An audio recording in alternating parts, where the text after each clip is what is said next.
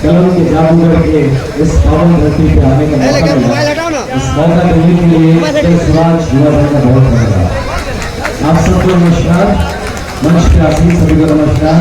हमारे जन स्वराज के चयनित ये पदाधिकारी आप सबको भी नमस्कार।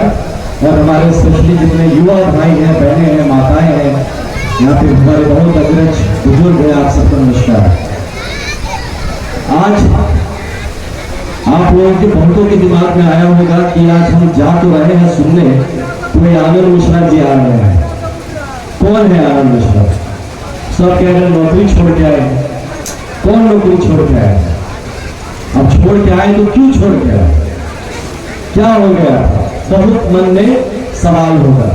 हमारी बहुत माताएं हैं, बहनें हैं जो सोच रही होगी कि हमारा बेटा इतना दूर गया है नौकरी करने, हमारे पति इतने दूर गए हैं नौकरी करने, ये थोड़ा सा 8,000 10,000 रुपया की नौकरी को वो छोड़ के आ नहीं सकते। हम जहाँ पे इतना उनके लिए उपवास करते हैं, पूजा करते हैं, वो आ नहीं सकते। और ये कौन है जो अपना नौकरी छोड़ के आ गया?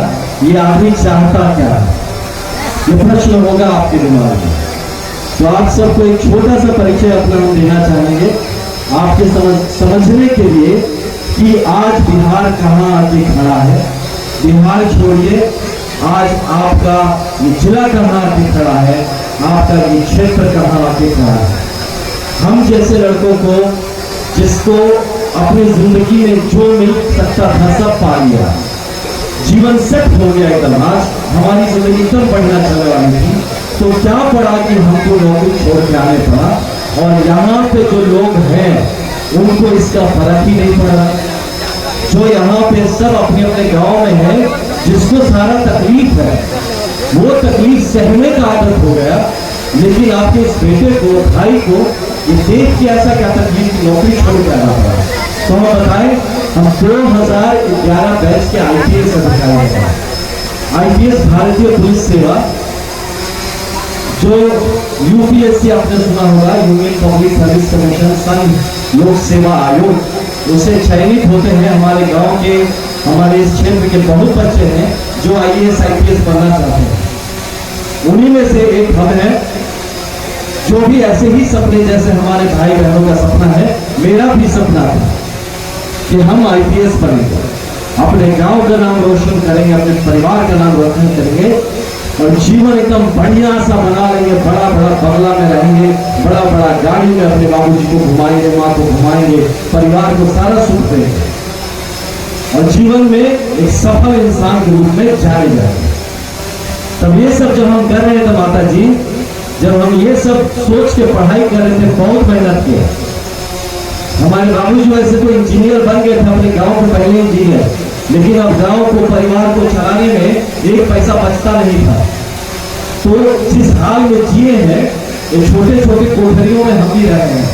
एक 10 बाई 10 फुट के रूम में हम लोग 5-7 लोग रहे हैं। ऐसा जीवन हमने भी देखा है। और ये इसको देखने के बाद जब आदमी इस जमीन से उठ के जब एक बड़ा सा 5 बीघा का बंगला मिलता है, बड़े बड़े 5 गाड़ी मिलता है, तो आप समझ सकते हैं ना कितना कुछ हासिल कर लेता और फिर वो आदमी नौकरी छोड़ देता है। फिर बोलता है वही वापस हम जाएंगे, क्यों वापस जाएंगे। तो इसीलिए मेरे युवा जो भाई बहन है, स्पेशली आपके लिए एक संदेश है कि जीने के लिए, खुद के लिए तो जानवर भी जी रहा है, अपने लिए तो जानवर भी जीता है, लेकिन जो अपने लोगों के लिए जिया, परिवार से बढ़ के अपने समाज के बारे में सोचा, जो अपने क्षेत्र, अपने राज्य के बारे में, अपने देश के बारे में सोचा, तब उसकी जब मृत्यु होगी कभी, तो कहीं ना कहीं मन में ये भरोसा रहेगा कि जीवन मेरा सार्थक रहा, एक बड़े कारण के लिए हम पैदा हुए। हम सिर्फ यहाँ जीने के लिए, खाने के लिए, बच्चा पैदा करके मर जाने के लिए नहीं आए थे धरती पर। इस धरती का स्वरूप, अपने क्षेत्र, अपने देश, अपने राज्य का दिशा और दशा कुछ सकारात्मक तौर से बदल सके, इसमें मेरा योगदान क्या रहा। ये सोच ही है जो जब जिसके दिमाग में आ जाएगा, उस आदमी के ही हाथ लिखा है हमारी तकदीर बनेगी। ऐसे ही एक सोच के जनक हमारे प्रशांत भैया भी हैं, प्रशांत किशोर जी, जिन्होंने इस जन स्वराज के मुहिम के बारे में सोचा जो कि खुद अपने जीवन में जितना हासिल कर सकते थे सब हासिल किए, लेकिन अंत में उनको यही समझ में आया कि इतने सरकार हम बनाने में भूमिका निभा रहे हैं, कितने प्रधानमंत्री बना दिए, कितने मुख्यमंत्री बना दिए, इतने सारे नेताओं को जमीन से राजा बना दिए, लेकिन ये सब राजा तो बन जाते हैं, लेकिन उसके बाद क्या करते हैं? तो आप सोचेंगे, बहुत लोग क्वेश्चन करता है ना कि अच्छा इतना तो किए, तो फिर जो पहले कर रहे थे तो उसमें क्यों नहीं ठीक कर दिए, नया करने का क्या जरूरत है? तो ये बात आप समझिए कि उनका पहले का जो काम था वो आपको चुनाव जिताने तक का काम था।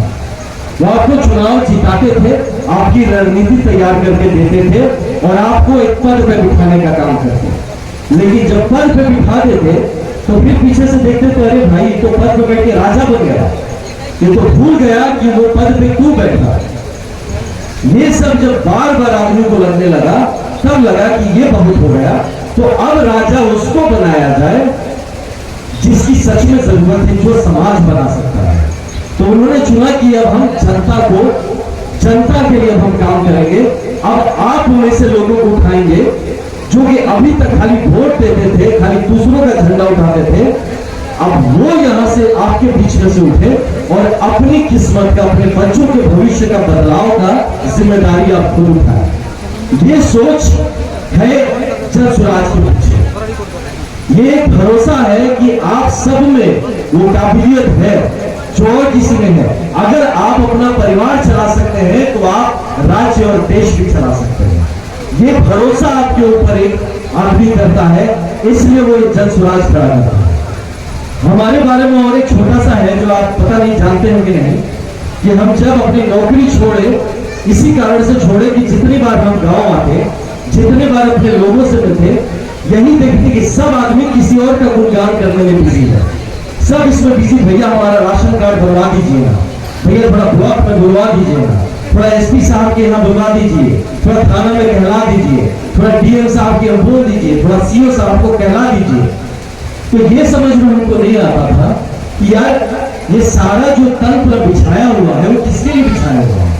ये एसपी साहब, डीएम साहब, सीओ साहब, बीडीओ साहब के लिए तो नहीं बिछाया, ये तो आपके लिए बिछाया गया है।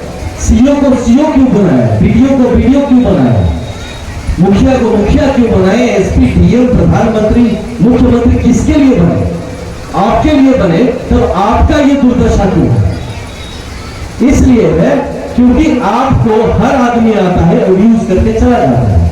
आपको आता है हर 5 साल में, आपको बातें बताता है, कुछ कुछ समझाने की कोशिश करता है, आप समझ जाते, बोलते हैं और कोई विकल्प भी तो नहीं है, क्या है, ठीक है, दे दिया जाए, इसी को देख लिया जाए। और यही कर करके आज हम लोग का ये दुर्दशा हो गया। तो ये सबको जगाएगा कौन, बताएगा कौन? वही बताएगा जो खुद जागा है। जिसको समझ में आ रहा है वही तो आपको समझाएगा, जिसको समझ ही में नहीं आ रहा क्या समझाएगा?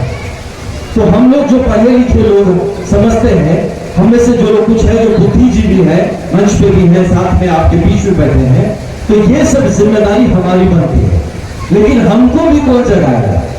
बुद्धिजीवियों को कौन जगाएगा? तो इसी सब प्रकल्प में जब हमको लगा कि यार बहुत हो गया, कौन करेगा, समझ में आ रहा है कौन करेगा, तो हम ही करेंगे। हम किसके लिए इंतजार कर रहे हैं कि कौन आके मेरे बच्चे का किस्मत बदलेगा, कौन आके मेरे गांव का किस्मत बदलेगा, कौन मेरे बूढ़े माँ बाप का ख्याल रखेगा, कौन आके मेरे बिहार के बारे में सोचेगा? तो हम बिहार के लोग ही सोचेंगे, थोड़ी ना कोई आएगा उत्तर प्रदेश से या फिर आपका छत्तीसगढ़ से, चाहे महाराष्ट्र से, कि आके बिहारी लोगों का किस्मत बदलेगा। तो ये सब कारण था कि हम छोड़ के आए और यहाँ आके जब आके देखे तो यहाँ की व्यवस्था में। नमस्ते हमारे प्रिय दर्शकों, आप सबका हमारे चैनल में बहुत बहुत स्वागत है। आप लोग ऐसा ही हमारे साथ प्यार बनाए रखें और चैनल को ज़्यादा से ज़्यादा शेयर करें, लाइक करें, सपोर्ट करें, जिससे मुझे मोटिवेशन मिले और आप लोगों के लिए ऐसा ही रेगुलर वीडियो डेली आते रहेगा। इसलिए आप हमारे चैनल को सब्सक्राइब करें। जय हिंद।